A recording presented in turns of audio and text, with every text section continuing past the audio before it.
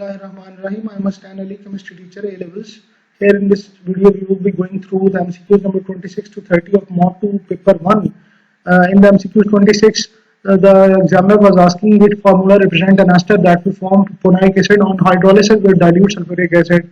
The correct option was A, because when the hydrolysis takes place, the ester group is hydrolyzed and it is broken. There is a cleavage between the carbonyl carbon and oxygen of the ester group. So if you would see that A option has a carbonyl carbon and oxygen linkage that is broken, and the carbonyl carbon part would form propanolic acid, because the left side of this A option along with carbonyl carbon contains 3 carbons. So this is the best suited answer, because the carbonyl carbon part would form a carboxylic acid, that is propanoic acid in the case of A, while the oxygen part would form an alcohol. So B, C and D options are not correct, because their carbonyl carbon parts do not form propanoic acid.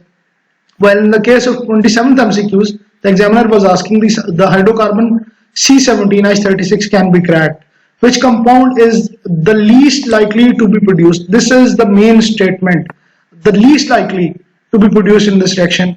So what happens that when we would be cracking C17H36, C16H34, that is our D option, I have highlighted the answer, would not be formed, because there is a difference of CH2 between these two compounds. So CH2 is not a stable compound, so C16H34 would not be formed. That is our D option, that is our correct answer.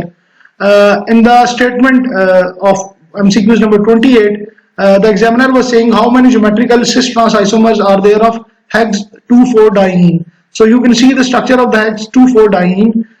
Basically, the best suited answer was C, because as you can see that in the molecule there are 2 carbon-to-carbon double bonds. So there could be a combination on both of the carbon-to-carbon double bonds with respect to hydrogen. If we would see the combination with respect to hydrogen, the combinations on carbon-to-carbon double bonds could be cis combination, cis trans combination, trans combination. Now cis combination with respect to hydrogen and trans combination with respect to hydrogen on carbon double bonds within this molecule are 2 molecules that are basically the geometric isomers, while the cis-trans combination could be a repeated unit, because a trans-cis combination could also be formed. So if you would be drawing the cis-trans and trans-cis combination diagram with respect to hydrogens on the carbon-carbon double bonds, the molecule would be the same one. If you would flip the one molecule, the other molecule could be formed that would have the same combination. So the best suited answer was C, that is only 3 cis-trans isomers can be formed of Higgs 2,4-diene.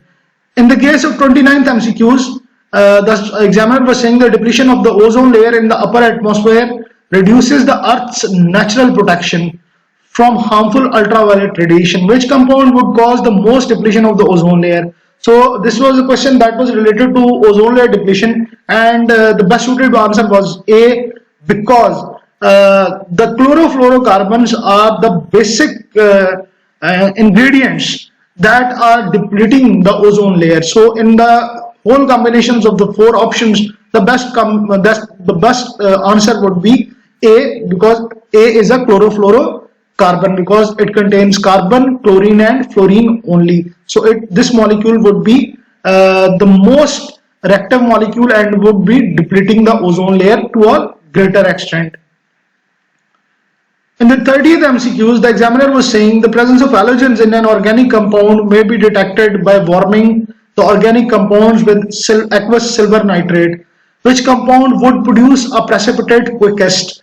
So this was a question related to the precipitation of silver halides. So our best option was D. I have highlighted the answer, because in the case of D, there is an iodine present within the molecule of D.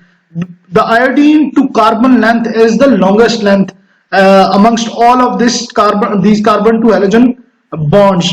So it is easy to break. So it would be forming silver iodide which are basically yellow precipitates and insoluble precipitates, and this would be the quickest precipitate that would be formed due to the relative weak strength of the carbon to iodine bond. So this D was our correct answer.